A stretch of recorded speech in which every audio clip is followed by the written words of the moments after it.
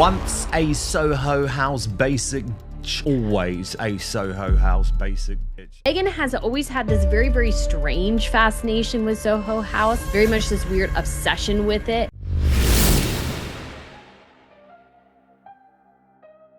The royal circle wasn't ready for this one. A single line, quiet, casual, and devastating, slipped into the world like a secret too heavy to stay hidden. Markus Anderson, the man who had always stayed in Meghan Markle's shadow, finally spoke. And the moment he did, the internet lit up with questions no one at Kensington dared answer. For years, Markus was her constant, the one person who moved freely between the worlds of privilege and ambition.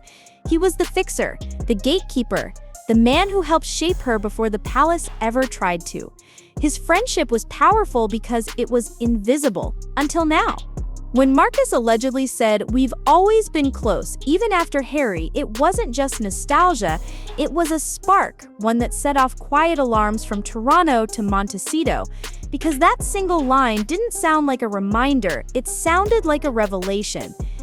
People inside the palace had been whispering ever since.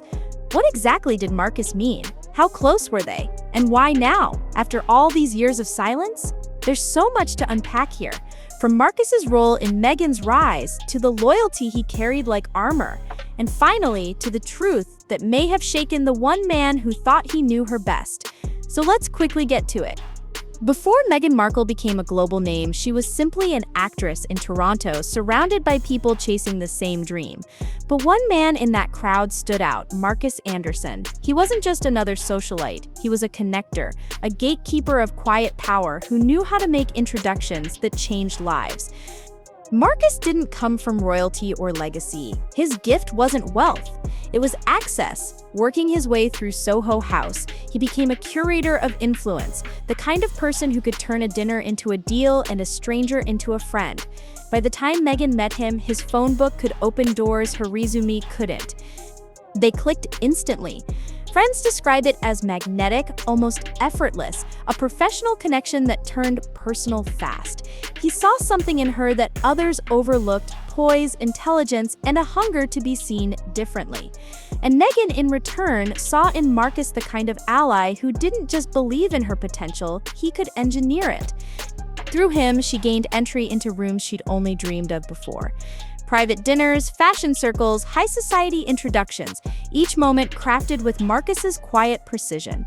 And while others were chasing fame, Markus and Meghan were building something more subtle, influence that looked accidental.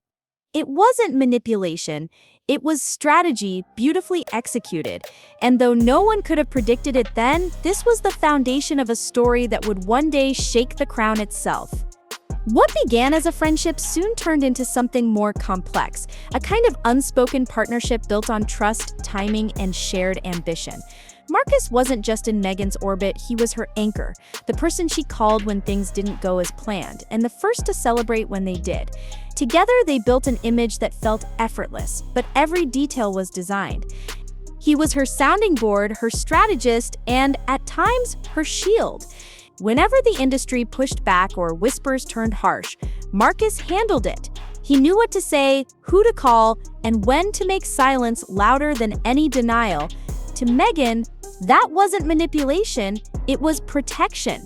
And to Markus, loyalty meant doing the things no one else was brave enough to do. They became inseparable, not romantically, but emotionally. Their connection blurred the line between friendship and something deeper, something neither of them could ever fully define. People around them noticed the bond: late-night phone calls, private weekends away, glances that spoke in code. To outsiders, it looked like chemistry. To them, it was survival. It's easy to forget now, but before there was royalty, there was this: the quiet plotting. The whispered plans, the mutual belief that they were destined for something bigger. Markus wasn't following her story.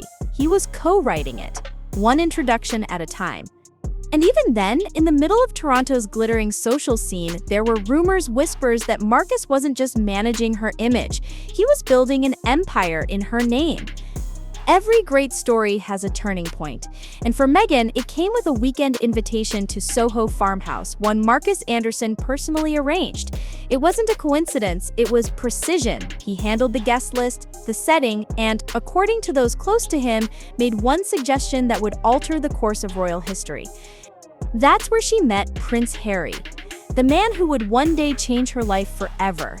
And though the world called it fate, those who knew the story behind it used a different word: design. Markus understood people, their weaknesses, their wonder, their desire to feel seen. When he told Meghan, show him the version of you the world doesn't see, it wasn't advice, it was strategy. It was a lesson in narrative control, one that would serve her long after the palace gates opened.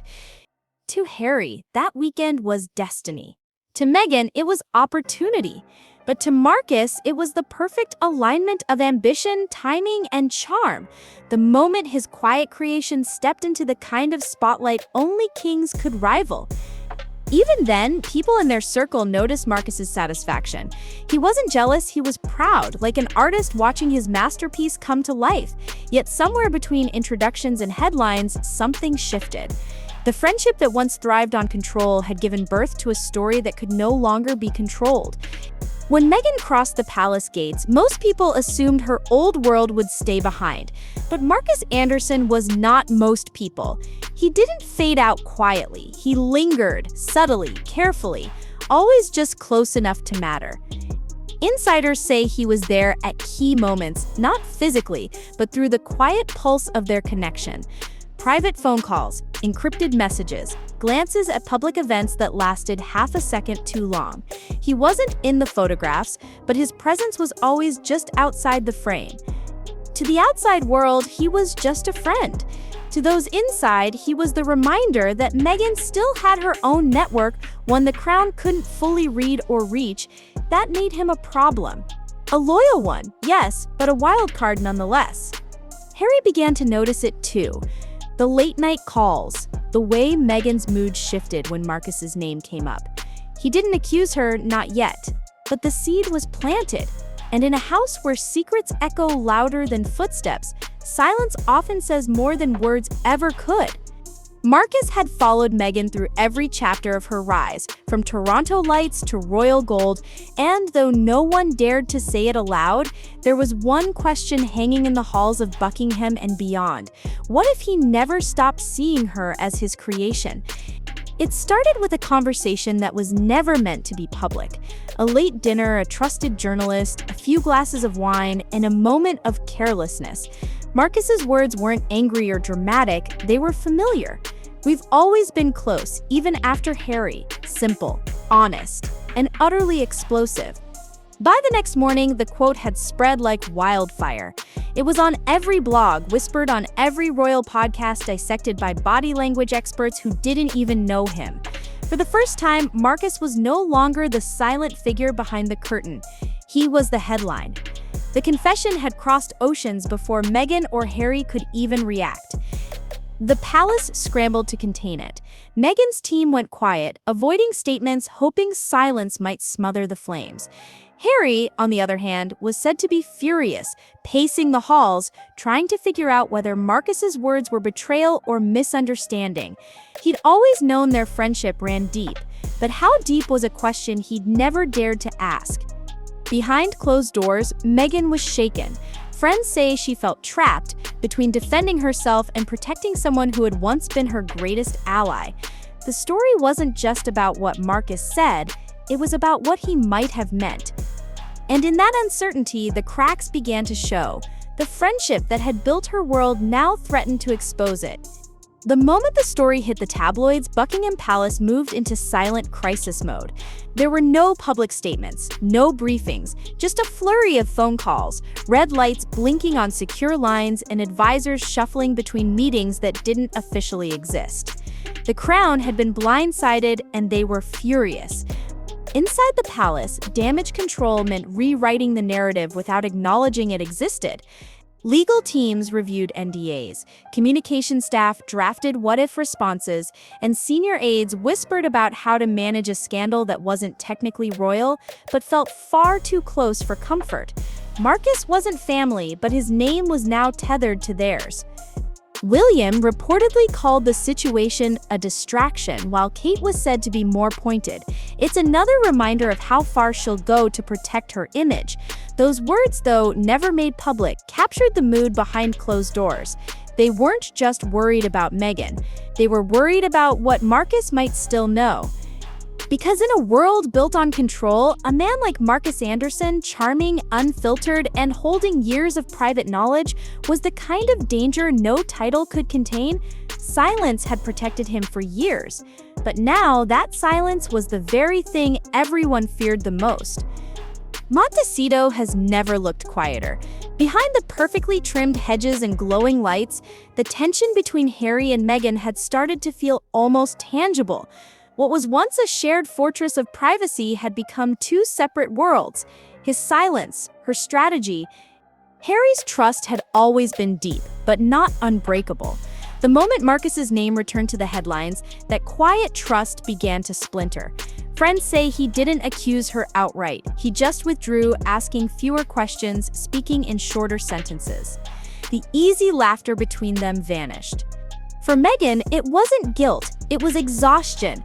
Every headline, every whisper, every pause in Harry's voice reminded her of a past she thought she'd buried. She'd spent years trying to define herself as more than the woman who married a prince. And now, thanks to one man's confession, the world was dragging her back into the story she thought she'd outgrown. There were nights when she'd sit in their garden, scrolling through old photos of happier days. Marcus smiling beside her at events, Harry grinning in the background, all three of them caught in a single frame that now felt cursed. The irony was impossible to ignore. The man who helped her rise was now the reason her world felt like it was falling apart. In the weeks that followed, the noise around the confession began to fade, but the damage was already done. The headlines stopped, the podcasts moved on, yet inside the royal and Sussex circles, the silence felt heavier than any scandal. Everyone had said too much and too little all at once. Marcus Anderson vanished as quickly as he'd appeared. No interviews, no denials, not even a casual sighting at his usual haunts. It was as though he'd stepped out of the story entirely, leaving behind only his words to do the talking. For someone who built a career on connection, his sudden absence felt almost strategic. Meghan, meanwhile, retreated inward. She scaled back appearances, stayed close to home, and surrounded herself with the few people she still trusted. There was no official fallout, no dramatic ending, just distance. Between her and Marcus, between her and Harry. Between the woman she used to be and the one the world now insisted on seeing. Insiders say she still checks her phone sometimes, wondering if Marcus might ever reach out again. Not to explain, but to undo. Because if there's one truth Meghan has learned from her time in the spotlight, it's this stories fade, but echoes don't. And so, like every royal story that begins in whispers, this one ends in silence. Marcus Anderson's name has faded from the headlines, but not from memory. His truth, however small, left ripples that touched the highest walls of the crown and the quietest corners of Meghan's life. It's easy to call it scandal, but it feels more like consequence, a reminder that behind every image there are invisible hands shaping it, and sometimes those hands hold on longer than they should. Meghan's rise, her reinvention, her heartbreak, they were all in some way built on trust that could never quite be erased. And now what remains is reflection. The questions that still hang in the air, the loyalty that turned heavy, and the friendship that might never find its peace. Some stories end loudly. This one ends like a sigh. Quiet, complicated, and unfinished. Before we go, we want to speak directly to you, the ones who stay till the end, who listen with curiosity and care. This channel is growing, one story at a time, and your support means everything. Our next goal is to reach 1,000 subscribers, not for numbers, but to keep these stories alive, told honestly, slowly, and with the detail they deserve. If you've made it here, you're part of that journey. So please subscribe, like, and stay close. Because here at Hollywood Daily Reports, we don't just tell stories, we follow the ones they tried to bury. And this story, like Marcus himself, is far from over.